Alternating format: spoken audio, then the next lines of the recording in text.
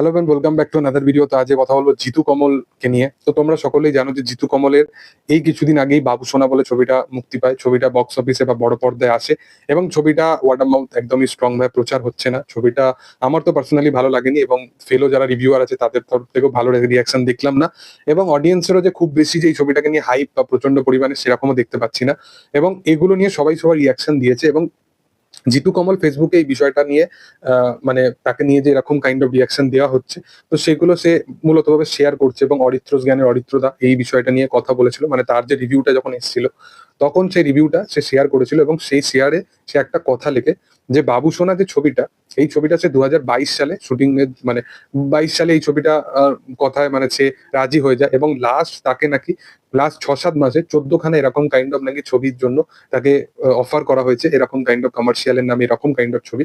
But সে সেই ছবিগুলো করেনি, সে এখন ভালো কাজের সাথে অ্যাসোসিয়েট হতে চাইছে জিতু কমল। এবং জিতু কমল তো অ্যাজ এ অভিনেতা কখনোই খারাপ নয়, খুব ভালো মাপের একজন অভিনেতা। জিৎদার সাথে সে যখন কাজ করেছে তোমরা সকলেই জানো যে মানুষ মানুষ ছবিটাতেও সে খুব ভালো একটা অভিনয় করেছিল ছবিটার মধ্যে এবং জিতু কমল মানে সত্যজিৎ রায়ের মতো সেই কাজটাকে যেভাবে সে পোর্ট্রে করেছে, জিতু কমল কখনই ভালো মানে খারাপ অভিনেতা নয়, মানে তাকে আমরা সকলেই জানি যে সে খুব ভালো একজন অভিনেতা।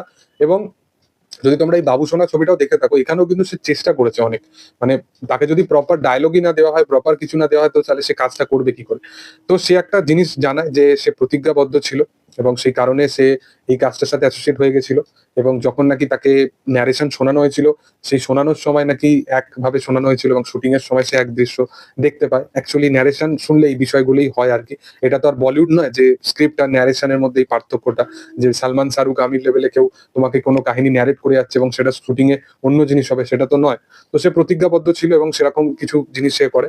আমি এই কথাটা বারবার বলেছিলাম যে জিতু কমল এই যে কথোপকথন গুলো বলছে না, এই যে পুরোপুরি জিনিসটা বলছে, এটা তার যে আমরা শুটিং এর মানে এই তার যে সিনেমাটা রিলিজ হওয়ার আগেও সে যে এই কথাগুলো স্টেটমেন্ট গুলো বলছিল, দেবের যে এগুলো নিয়ে কথা বলছিল। প্রথম কথা হচ্ছে দেবের যে সাপোর্ট করছে না বা এই বিষয়গুলো নিয়ে কথা বলছিল। তো এগুলো পুরোপুরি একটা পিআর বলবো না, বাংলায় পিআর স্ট্র্যাটেজি, এই বিষয়টা নিয়ে কথা বলা খারাপ, বাট তার এই জিনিসটার উপর একটা স্ট্র্যাটেজি ছিল তাদের টিম থেকে যে এই বিষয়টা নিয়ে যত নেগেটিভিটি হবে যতই হবে, মানে কিছু তো একটা করতে হবে সিনেমাটাকে হাইপ বাড়ানোর জন্য। তো সেগুলো এখন হচ্ছে না। এই মানুষটাই নিজের ছবির সাথে যখন কনফিডেন্ট নয়, তখন সে কি করে এক্সপেকটেশন রাখে যে কমার্শিয়াল ছবি এলেই যে মানুষকে সাহায্য করতে হবে বা মানুষকে সাপোর্ট করতে হবে। বাংলার অডিয়েন্স কমার্শিয়াল ছবি চায় দেখতে, বাট বাংলার অডিয়েন্স কি কমার্শিয়াল ছবির নামে যাত্রা ছবি দেখে নেবে?